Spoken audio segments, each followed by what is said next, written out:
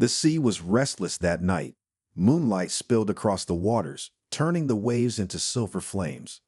A lone ship, the Storm Reaver, rocked gently in the cove, its sails furled, its crew lost in the dreams of men who had long called the ocean their home.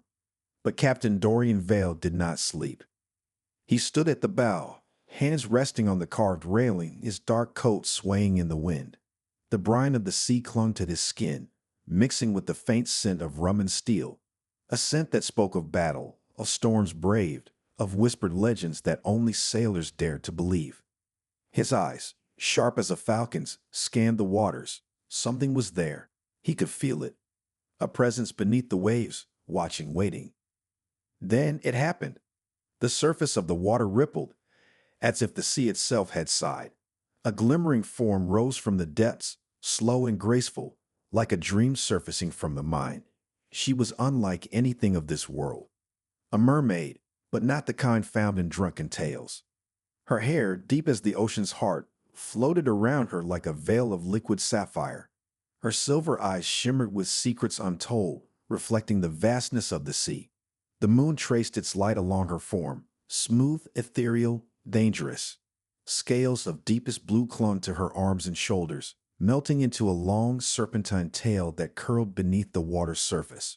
She watched him, unblinking. A hum rose from her lips, soft and low, a melody that tangled in the wind and wrapped around him. Dorian's breath caught. His grip on the railing tightened.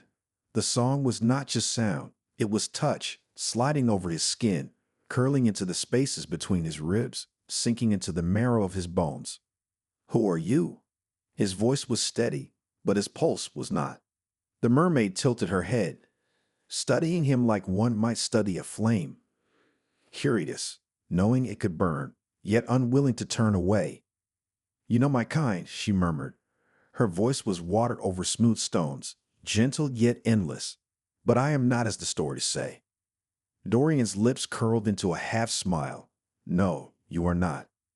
She drifted closer, her tail cutting through the water in slow, hypnotic motions. The closer she came, the thicker the air felt between them, charged with something unseen. Dorian had faced storms that shattered ships, blades that thirsted for his blood, ghosts that whispered his name in the dark. But this was different. This was pull. A force older than the tides, heavier than the anchor of his own reason. The mermaid's fingers brushed the air between them, an invitation wrapped in silence. The salt on Dorian's skin tingled, as if the very ocean conspired to push him forward. He did not move, but his breath faltered when she whispered, "The sea knows you, Captain." Her gaze flickered down, lingering just long enough to make the wind itself hesitate. Dorian exhaled, slow and measured. "And who are you to speak for the sea?" A small smile ghosted across her lips, something ancient, something knowing. "I am Seraphina," she said, the name tasting of deep water and forgotten songs. The moment she spoke it, the wind stilled. The waves ceased their endless song. And deep below, something stirred. The sea had whispered his name, and now she had spoken hers. The storm had begun. The sea held its breath. Dorian Vale stood at the edge of his ship, his fingers curled around the worn wood of the railing. The name she had given him, Seraphina, echoed in his mind, soft as a whisper yet heavy as an anchor. The air between them was thick, charged, as if the very ocean knew something had shifted. She lingered just beyond his reach, her silver eyes gleaming like stolen stars. The water curled around her, cradling her form as if the sea itself bowed to her presence. "You should not be here," Dorian murmured, though his voice lacked conviction. Seraphina's lips curled in something that was not quite a smile. "And yet you look at me as though you have waited an eternity to find me." His pulse faltered. The words coiled around him like the ocean's tide, gentle, inescapable. She was not human, not of the world he knew. Yet the way she watched him sent a slow ache through his chest, something deep and unnamed. She lifted a hand, fingers barely skimming the air between them. "Come closer." It was not a command. It was something softer, something woven with unspoken promises. Dorian hesitated. He had chased the horizon, danced with death, kissed the mouth of fate itself. But this This was pull, ancient and primal, like the way the tide always returned to the shore. And so he stepped forward. The water trembled. Seraphina's breath caught, the rise and fall of her chest betraying something unspoken. He was close now, so close the salty wind carried the warmth of him, the scent of iron and ocean. "You feel it, don't you?" she whispered. Dorian did not answer, but his silence was a confession. She reached out again, and this time he did not pull away. Her fingers, cool as the deep, warm as a secret, traced along the back of his hand. A single touch, feather-light, yet it sent a slow, quiet storm through him. His throat tightened. "What are you doing to me?" Seraphina studied him, searching for something in his gaze. "It is not I who calls to you, Captain." She leaned closer, her voice barely more than a breath. "It is the sea." The ocean hummed around them, a soundless song that only they could hear. A gust of wind stirred his coat, yet he felt no chill.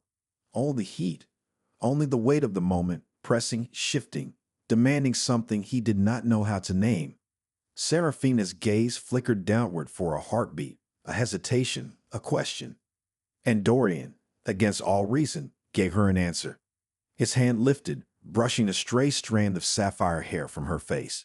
The moment his fingers met her skin, a jolt of something ancient sparked between them, like lightning striking the ocean, like fate reaching across time itself. Seraphina inhaled sharply as if she had been holding her breath for centuries. Then, all at once, she was gone. The sea pulled her under, a whisper of silver vanishing beneath the waves. Dorian staggered back, his pulse a war drum against his ribs. He scanned the water, but she was nowhere to be seen. The sea had swallowed her whole, as if she had never been there at all. But he knew better. His hands still tingled where he had touched her. His mind still echoed with the sound of her voice. And deep in the abyss, unseen by mortal eyes, Seraphina pressed trembling fingers to her lips, as if trying to hold something back, something even the ocean could not wash away. The storm had begun, and neither of them would escape it. The ocean churned beneath the storm reaver, restless and wild, as if sensing the shift in fate. The moon hung heavy above the waves, a silent witness to what had been set into motion. Dorian Vale stood at the helm, his knuckles white against the worn wood. The scent of salt and storm clung to him, but another scent lingered beneath it, a trace of something untamed, something not of this world. Seraphina's touch still burned on his skin. He had searched the waters for her, called her name into the endless night, but she had not returned. The sea had swallowed her, leaving only silence in her wake. And yet, he could feel her. Somewhere beneath the waves, she was watching, waiting. Then the wind shifted, a cold breath swept across the deck, and the ocean itself stilled. Dorian's pulse slowed. He had known danger before, had faced the wrath of men, the fury of storms, the edge of a blade. But this was different. This was death waiting to be seen. A shadow rose from the horizon, a ship, but not of the living. The phantom fleet had come. The air grew thick, heavy with the scent of something ancient and wrong. The vessel that approached was unlike any ship Dorian had ever seen. Its hull was blackened with age, its sails torn but full, as if guided by hands long since lost to time. And at its bow stood a figure wrapped in shadows, Morvain the Eternal. His eyes, dark as the abyss, locked onto Dorian. His voice, when it came, was the whisper of a tide that swallowed all in its path. "You should not have touched her."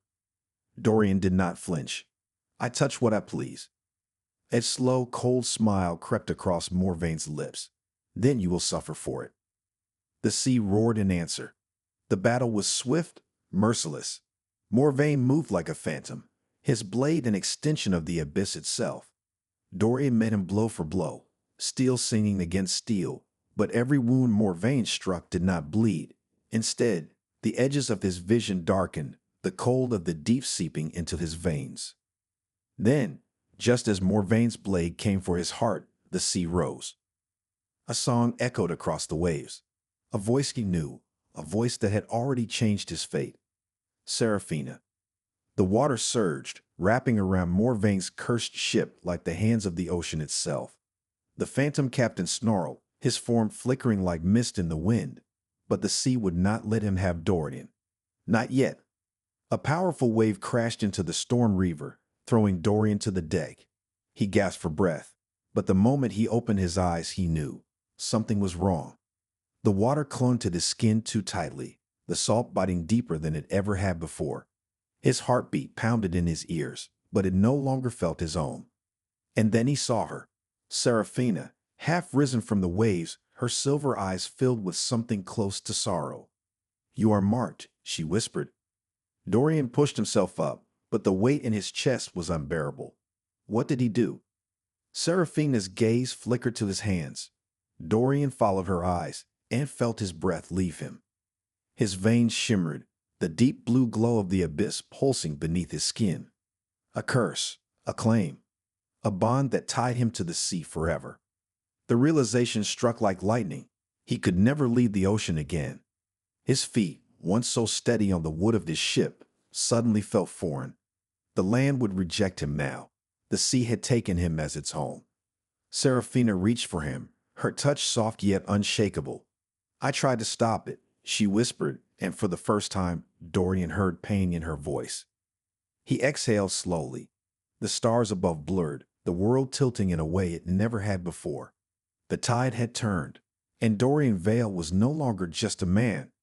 He was something more, something lost, something bound to the sea forever. The waves whispered in a language only the cursed could hear.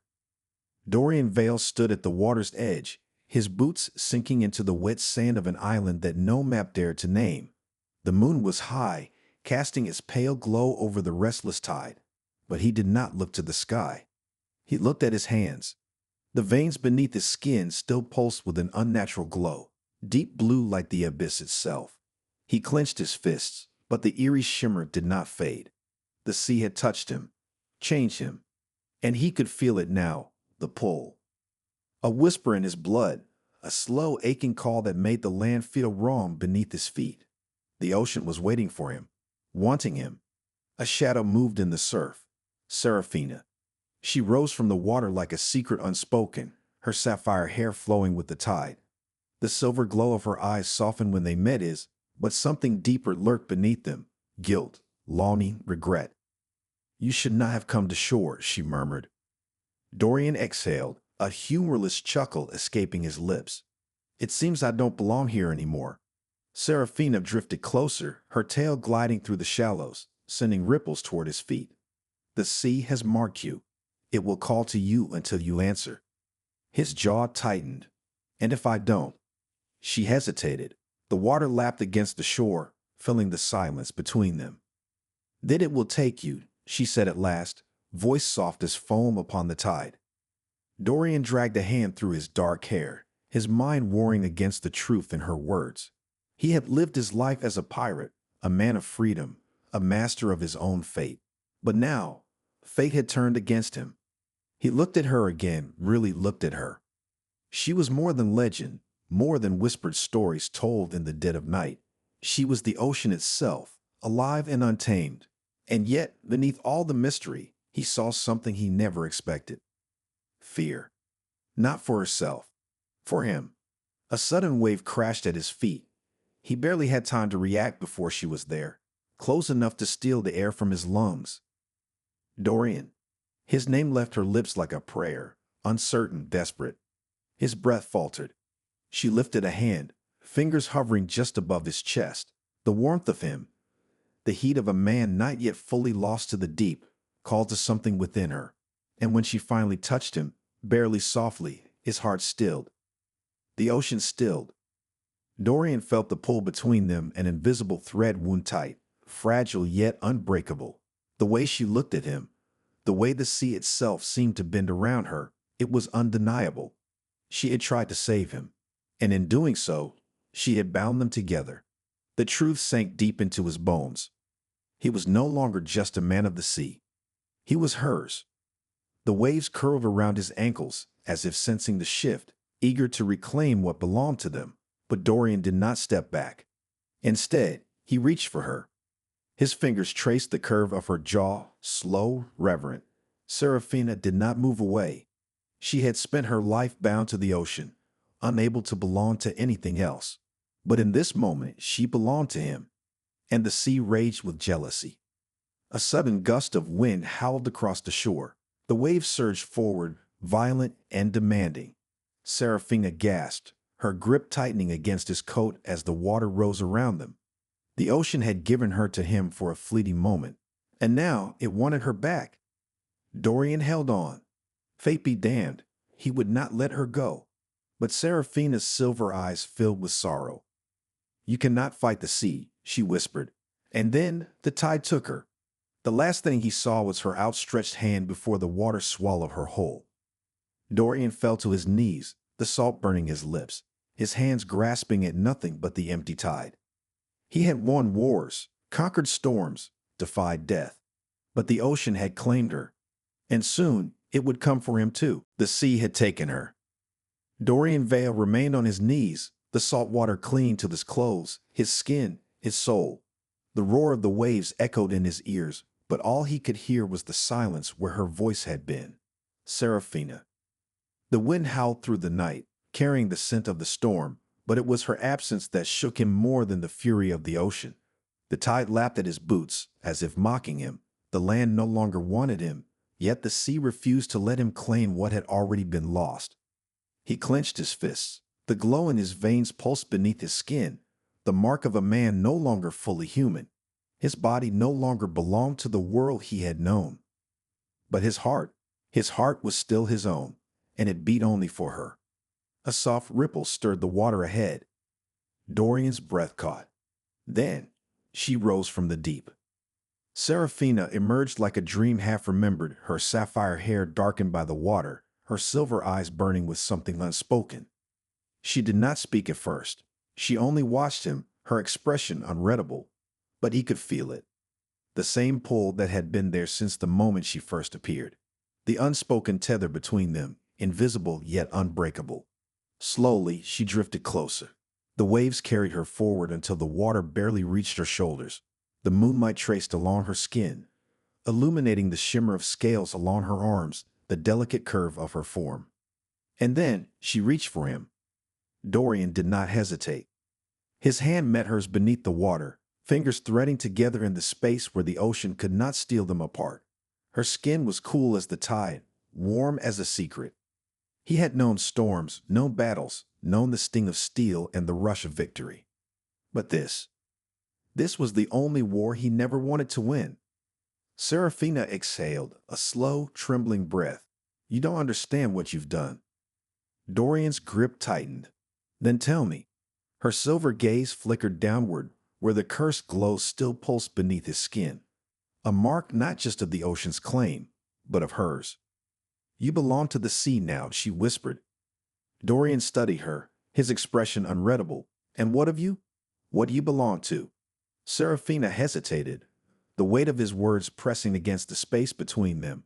She was born of the tide, bound to it as surely as the moon pulls the waves. But with him, she felt something she had never dared to name. The ocean stirred, the wind carried the scent of the storm. And still, she did not let go. Dorian lifted his free hand, fingers tracing the curve of her jaw, the delicate line of her cheek.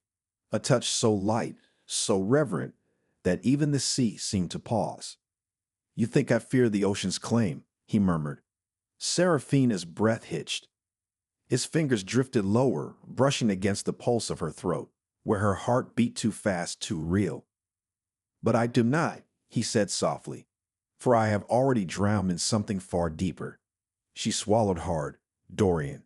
But she did not pull away. The tide rose higher, pulling them together, pressing them into the space where the world no longer mattered, where only they existed. Her gaze searched his, desperate and unsure. "If you choose this path, there is no turning back." Dorian's lips curled, his voice nothing but a whisper against the wind. There was never a choice. And then the waves crashed around them, sealing their fate beneath the stars. The ocean stirred beneath the silver moon, restless and knowing. Dorian Vale stood waist-deep in the tide, his grip firm around Seraphina's hand. The waves lapped at their bodies, whispering a truth neither of them could escape. He was no longer only a man, and she was no longer only of the sea. The glow in his veins pulsed like the heart of the ocean itself, binding him to its will. But it was not the tide that held him still. It was her. Seraphina watched him with an unreadable gaze, the silver of her eyes reflecting the light of the stars above. The water beaded on her skin, shimmering against the soft glow of her scales. She was close, closer than the waves, closer than breath. "You do not understand what you have become," she murmured. Dorian exhaled slowly, his thumb brushing across her knuckles beneath the water. "Then tell me." Her lips parted, but no words came. The sea swirled around them, pulling at her hair, at the edges of this coat, at the fragile space between them. But she did not pull away. Instead, she lifted a hand to his chest, pressing her palm over the place where his heartbeat had once been steady, before it had begun to move like the tide, rising and falling with her presence. "You are bound, Nano," she whispered, "not just to the sea, but to me." Dorian's fingers curled around her wrist. He could feel the way her pulse quickened, the way the coolness of her touch warmed against his skin. "I was bound the moment I met you," he said. Seraphina's breath caught. The wind carried the scent of salt and storm, but all she could smell was him, earth and sea, man and something more. Her fingers drifted higher, tracing the edge of his jaw, the faint roughness of his skin beneath her touch. She had lived a life of water and moonlight, untouched by the warmth of fire and flesh. But now, standing before him, she felt the burn of something unnamed, something she was never meant to have. Dorian caught her hand, pressing her palm against his cheek. His voice was low, steady. "Is this what you fear?" Seraphina swallowed hard. "You should fear it too." But he didn't. He stepped forward, closing the distance between them until the waves had no room to pull them apart. The heat of his body seeped into hers, chasing away the cold that had always lived beneath her skin. Her heart pounded against her ribs. She had spent her life in the grasp of the sea, believing she belonged to nothing else. But Dorian stood before her, defying the ocean's will, defying fate itself. She knew what this was. A bond, a claiming, a curse. And yet she did not let go. Dorian's fingers lifted to her chin, tilting her face toward his. His breath was warm against her lips, his presence overwhelming, like the hush before a great storm. Her body swayed toward him, drawn in by a force far older than the sea. "Seraphina," he murmured. The sound of her name on his tongue was her undoing. Her hands fisted in the fabric of his coat, pulling him closer until there was nothing left between them but the sound of the waves and the wild, reckless beating of their hearts. And in that moment, the sea knew. It crashed against them, not in fury, but in acceptance. For the ocean had lost her to him. And soon it would take him in return. The tide whispered against the shore, carrying secrets only the sea could know. Dorian Vale stood at the edge of two worlds, the salt clinging to his skin like a second curse. His breath was slow, measured, but inside, he was unraveling. Seraphina was before him, her silver eyes holding the weight of the deep, her hair spilling over her shoulders like woven strands of moonlight. The sea had claimed her long ago, bound her to its will. But tonight, she belonged only to him. The water rose around them, swirling, testing, pulling. It coiled at Dorian's legs, winding higher with every heartbeat, as if the ocean itself wished to remind him that nothing taken from the deep could ever be kept. And yet, he did not let go. Seraphina's hand is pressed against his chest, tentative, uncertain. The warmth of him seeped into her fingers, into her pulse, into the spaces of herself she had long believed untouched by fire. She had known the cold of the abyss, the quiet of the current, the weight of an existence ruled by the tides. But Dorian? Dorian was storm and thunder, reckless and unshaken. "You are changing," she whispered, her fingers trailing over the glow beneath his skin, the mark of the sea's claim upon him. "The ocean is taking you." Dorian caught her wrist, his grip firm, grounding. His voice was steady, but his eyes held something wild, something unyielding. "Then let it take me." Seraphina's breath faltered. The waves rose higher, curling at their waists, desperate to separate them. The ocean was growing impatient, its jealousy unraveling into a tempest. But neither of them moved. Dorian lifted a hand to her cheek, his fingers rough but careful, reverent. I will not let the sea take you from me. Her lips parted, but no words came. She had spent a lifetime as a daughter of the deep, believing the ocean was the only thing she could belong to. Yet standing before him now, the waves felt weaker than his touch. His thumb brushed against her cheek, a slow, steady caress. The world shrank, folding in around them, until only the space between their lips remained. Serafina trembled, torn between the life she had always known and the man who stood before her, offering her something the ocean never had, a choice. But before she could speak it, the sea decided for her. A wave crashed over them, powerful and merciless. The water surged between their bodies, yanking her from his grasp. Dorian's fingers slipped from hers. Serafina gasped as the tide dragged her back, her hair swirling in the current, her silver eyes wide with something dangerously close to desperation. The ocean was claiming her once more, but Dorian Vale was a man who had never lost a battle, and he would not lose her now. With a roar, he plunged into the waves, the cold biting into his bones, the water closing over his head. The glow in his veins pulsed brighter, stronger, as if the sea itself was weaving him into its fabric. He kicked forward, pushing through the current, chasing the woman the ocean would not let him have. Serafina reached for him, her fingers brushing his one last time. And then, darkness. The sea swallowed them both. The sea held them both. Dorian Vale drifted in the deep, the water wrapping around him like a cradle, like a cage. His breath had fled him, stolen by the sea's jealous grasp, and his heartbeat slowed, its rhythm fading into the hush of the current. Serafina clung to him, her silver eyes wide with unspoken fear. The ocean had always listened to her, always answered her call. But now, it was taking the only thing she could not bear to lose. No. The word pulsed through her like a wave against the shore. She pressed a hand to his chest, feeling the faint warmth still lingering beneath his skin. The sea had marked him, woven its power into him, but it had not finished the bond. Serafina closed her eyes and reached deeper, calling upon the water that had shaped her, upon the current that had always obeyed her will. The ocean hesitated. For the first time, it did not command. It listened. A pulse of light flickered through the deep, swirling around them like a whisper of something ancient, something watching. The waves stilled. The current softened. Serafina bent forward, her forehead resting lightly against his. She had spent her life bound to the tides, belonging to nothing but the sea.